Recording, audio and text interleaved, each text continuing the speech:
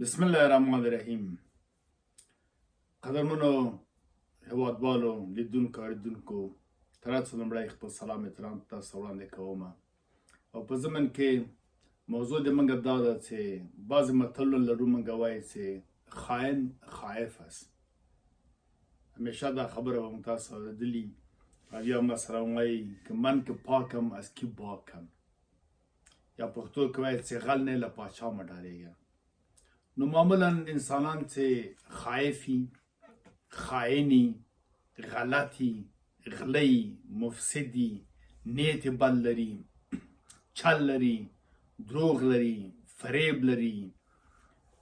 مثلا رسوایی، غواړي چې خپل عیب پټ کړي، غواړي چې مثلا ځان وښیي چې دغه مسایل افشا نسي. نو بنا دا لاس په دې وایي چې د خلکو خولې چوپوي. اول کې بانې پلمې او خبرې دې خوا خواته کوي، وخت چې کله پوځي چې دا خلک په ما پیږي اوس یا رسوا سوی یم یا مثلا چالونه مې افشا دي، عملا خلک ګوري چې زه یو خاین یم، د عمل کې سم صادق نه یم، پاک کار نه کوم. نو بیا په هغه وخت کې بیا له نورو چالونه کار اخلي. اول کې خامخا ما ویل شعار نه ورکړي چې ښه یم او دا یم او دا مې کړي او داسې کوم هسې کوم، چې ګوري افشا صحیح شی نه ده، دروغګوی، خاین، فاسد، مفسد ده. بیا نو خلک چوپوي. هغه خلک چې ده په وړاندې نیوکه کوي یا راپاڅېږي یا راجګېږي یا مثلا رسوا کوي یې، حقایق بیانوي، اسناد یې رایه کوي، وړاندې کوي، مثلا شواهد راباسي، د دوی چالو ته رسوا کوي، خلک پې پوه دا چل ده، د دوی شبکې افشا کوي، دوی دا جاسوسي ادارې رابرملا کوي. بیا هغه خلک لاس برکېږي یا وزني یا یې بندي کوي او یا یې بیا نو چې هېڅ نه وي بیا بندوي یې، لرې کوي. نو بنا بیا برعکس هغه خلک، هیوادونه، ډلې چې شفافیت لري، پاکي، صادقي، عملا ښه کارونه کوي، خدمت کوي، رښتیا کوي، بیا هغه علاوه له دې نه چې خلک که چیرې دوی په هکله څه نه وایي، دوی په زوره خلکو ته ورځي، ورته وایي چې د موږ کارونه تاسې ارزیابي کوي، څه وایي، نور یې څه نیوکې لرئ، نور څه وړاندیز لرئ د اصلاحاتو دپاره. اوس په اروپا او په دې هېوادو کې سروې ورته وایي، یو ادارې ته چې ورشي او کار درته وکړي، بیا فورمه درکړي ورته یو سروې وکړه، د ما کار وڅېړه، ارزیابي یې کړه، مطبوعات یې ازاد پرېښي، رسنۍ ازادې پرېښي چې خلک هر څه وایي، ځکه دی پوهېږي چې زه پاک یم، مګر چې هر څوک څه وایي ودې وایي. ځکه که څوک مثلا په ما باندې تخریب هم وکړي، تبلیغ هم وکړي، دروغ ووایي، مخالفت وکړي، هڅه وکړي چې ما بدنام کړي، مګر خلک ویني ما چې زه صادق پاک سړی یم، هغه شرمېږي، هغه بېچاره کېږي، رسوا کېږي. خلک هغه ته وایي ته خاین، نه دا نفر یا دا دولت پاک ده، دا کار نه کړي، ثبوت ښیي. نو بنان خبره د ما دا وه چې په لومړي پړاو کې طالبان چې راغلل افغانستان ته، خلک هم ورته خوشحاله وو، ځکه پخوانۍ اداره فاسده ده او د من ټول پوهېږي، لنډغه راټول سوي وو، هلته شر او فساد پکې و، د خلکو حق حقوق یې خوړه، بلې خوا ته اشغال و. دلته په افغانستان کې دا یو حقیقت خبره ده، افغانان اشغال نه مني، په هر ډول باندې چې اوس چې مرستې کوي، که هر څه کوي، په هغه بل اصول د دنیا جدا دي، تعامل جدا ده، خو خلک خوشبینه وه ډېر زیات چې دې حالت ته به ووځي. معلوم کله چې دوی راغله او څه خلک ناهیلې شول، خو هغه په هر صورت هغه بحثونه مو ډېر کړي دي. دې اړه کې طالبانو مشرانو فکر کاوه چې دا پخواني وختونه دي، هغه افغانان به چې یو وخت 100 کاله مخکې غولېدل، یو لوډ سپیکر یا لاډ سپیکر به یې کېښوده، مثلا ویل امان الله خان کافر ده، دا غیبي غږ خلکو ومنله، یا ترن یارې له ون راوستله، دا شیطان کار، خلکو منډې. نن ګوره خلک تیل ته خوشحالېږي، وایي د اسلامي یو دولت لاسته راوړنه ده. یا همداسې به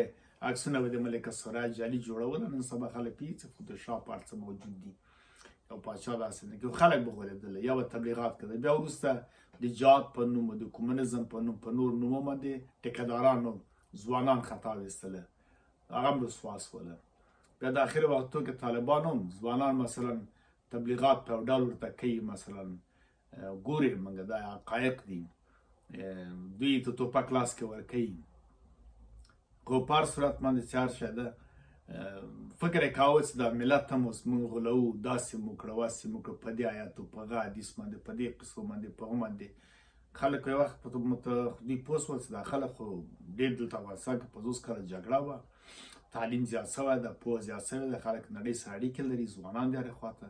نو دا چلونه دروغ نه چلیږي، فریب نه سو ورکولی، بانې نه سو کوی چې ولم دا کار مثلا مثال د نجونو ښوونځي بند کړي دي، کله تور لګاو چې دا بد اخلاقي وه، خلکو ورته ویل تاسې بد اخلاق یاست، د افغانستان ملت بهترین اخلاق لري، یا مثلا فساد جوړېږي، ته مفسد یې څه فساد جوړوي، مه جوړوه. مثال همداسې هره کار ونه که آخر ته نور چوپ سو، بیا چې ورور دی او پالیسي ده راغلی د خپل رهبري کې او طالبانو منځ کې مشکلات هغه وملیدل جوړ سو، له بعضې وتښتل، بعضې زندانیان سو، له بعضې هر څه لکه داسې خبرې نور د دوی نه چلېدلې. نو اوس لاره جوړه کړې ده چې سیاسي بحثونه په افغانستان کې بند کړي، خلک مه راغواړي چې ملت پوه کړي، خلک مه راغواړي چې دوی رسوا کړي، که چوی دوی صادق وای، نیت یې پاک و، انما الاعمال بالنیات، که دوی ښه نیت وای دوی به پرېښه چې خلکو ورته ویلي وای چې دا کار کړی نه دي، ښه نه دي، دا اصلاحات راوله چې په خیر د خلکو وي چون دوی دا نیت نه لري چې مثلا خدمت وکړي، اصلاحات راولي، اساسي کارونه وکړي، بنیادي کارونه وکړي، دا سړک جوړول دا جدا خبره. ته نرس لاړ شه بند برق جوړ کړه، او بندونه جوړ شوي ته ورشه په باندې برق جوړ کړه یا کانال ته جوړ کړه، پرېږدي یا ورشه کارخانې فابریکې جوړې کړه خلکو ته، خلک سره به خپله جوړه زراعت مهار کړه، ستاندارد کارونه وکړه، خدای اجازه نشته ورته، ورشه اداره دې دایمي جوړه کړه، که رښتیا ته امنیت لري دلته راغلی حکومت ته 4 کاله موقته اداره مغه څه راغلی بېرته سرپرست وزیر. په هر صورت باندې دوی دغه شی سیاسي بحثونه بند کړل. مهمه با اهمیته خبره دا ده چې زه همدې لپاره ما دا ویډیو وکړله، ځکه ځینو دوستانو ما ته ویل دغه وختو کې ته تلویزیونونو ته ډېر نه راځې، نه یې د موږ په بهر علاوه په هر حالت کې مسؤلیت هم درلوده نه درلوده، موږ ملت ته همدا ملاسه کېده چې حقایق ورته ووایو، د نړۍ په هکله د هر چا په هکله باندې دننه په افغانستان کې او بهر، مګر دغه اخره وختو کې پاکستان باندې که څوک ولګېدل یا د پاکستان رسوا کړه یا د پاکستان په هکله کومه خبره وکړله، هغه مطلقا تلویزیونونه بند کړي دي. پاکستان په عام رئیسا دا خبر کړی، موږ د بعد افغانستان هم خبر سوي یو، د خپله پاکستان هم خبر سوي یو، دا حقایق ته بیا دا اسناد به زه وروسته افشا کړم، دننه په افغانستان کې له مطبوعاتو ژورنالستان هم خبر سوي ده، د ځینو طالبانو چې موږ سره اړیکې لري د هغوی نه هم خبر سوی ده چې د پاکستان په هکله به څه نه وایي، که دننه څوک یې حتی بندي کوي، حتی وزن یې په مرموزته ډول باندې توري ویله صاحب دا یې شو که دا وکړه، او په بهر کې چې اوس خو فعلا په تلویزیونو کې هېڅ وخت نه د هند او پاکستان لانجه موږ پاکستان 50 کلن د موږ دښمن وغانده، او دا هم ښه فرصت فکر کاوه، او ښه فرصت و د اوله لپاره، ځکه پاکستان 50 کاله افغانستان وینې وزبېښلې. مرم دغه یو ملت ته دا خبره په صراحت کومه چې پاکستان په افغانستان کې اوله خبره کوي نن سبا، دا یې ثبوت چې هغه کسانو چې د پاکستان په وړاندې کومه خبره په مطبوعاتو کې کړې ده هغه مطلقا بند ده،